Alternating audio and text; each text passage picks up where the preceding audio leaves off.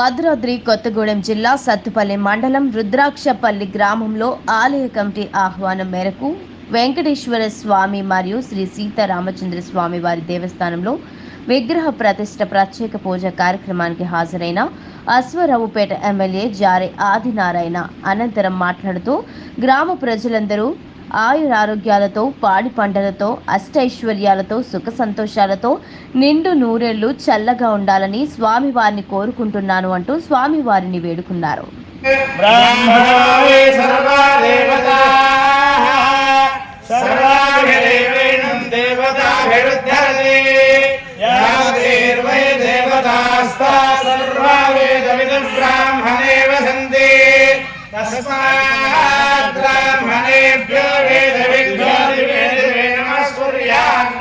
Sri Lanka